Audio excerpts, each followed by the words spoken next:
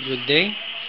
Ito po yung bago nating setup sa aking 3.2 liter engine na 4x4 ng Mitsubishi Strada.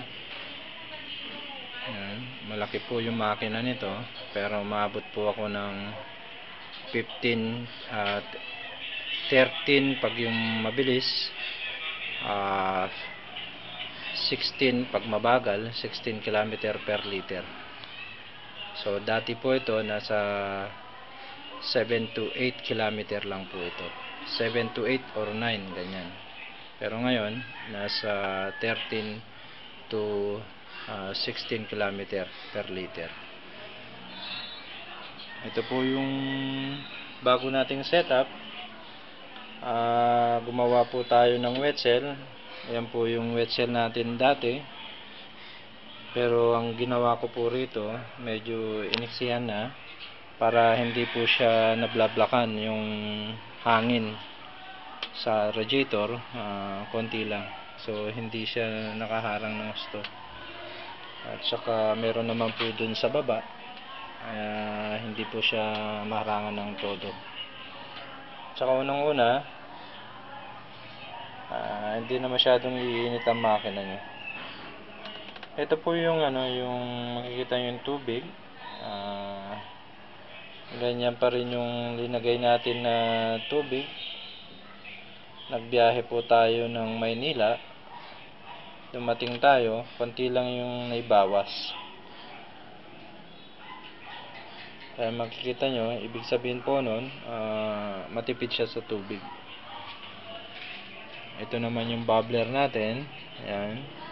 Nakikita nyo yung bubbler natin, at bimiyahin na tayo, nandun pa rin yung tubig dun sa guhit natin. So ibig sabihin po nun, hindi po siya lumabas yung tubig, pumunta sa makina. So safe po yan, wala pong pumunta sa makina po natin. Makita nyo, naglagay din ako ng kahit papano, naglagay pa ako ng pinaka air filter nya para kung halimbawang nabutasan yung hose na maliit, hindi po siya papasok yung dumi sa makina. Yun lang po yung purpose ko.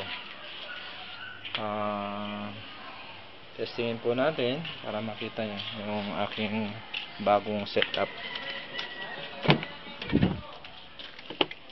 Ito po yung makikita nyo, hindi pa po naka-on yan, pero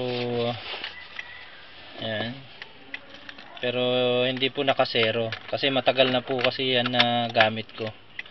Kaya ganyan po siya. Makikita nyo, andarin ko, i-on natin. Yan, so bahagya lang po yan. Yan, bahagya lang po siya.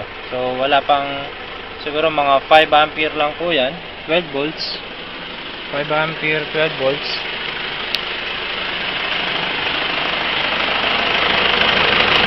Ito po yung production.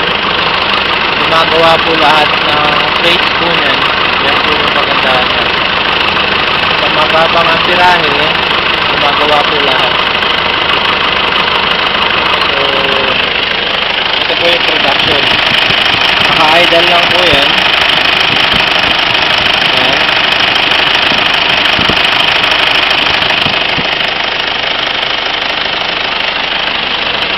Ilaw na rin. Napapansin nyo, may ilaw po yan para kahit gabi, nakikita po siya.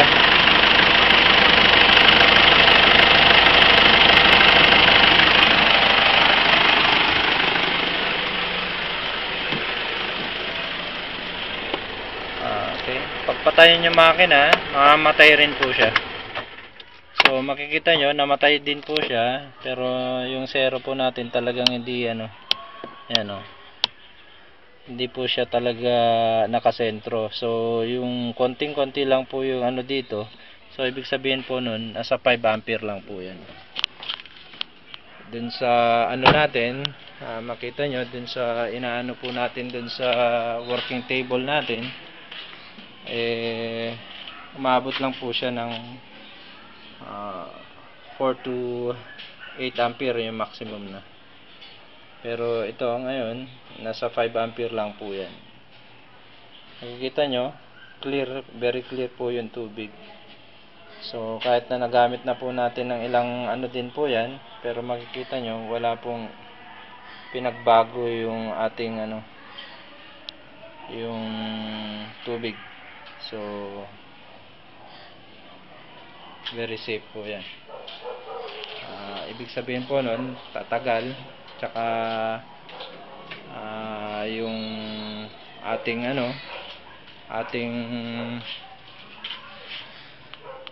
ating tubig hindi magastos, dahil kahit mapunta kayo sa rough road, walang lalabas na tubig, at saka pag pinatay, wala ding lalabas.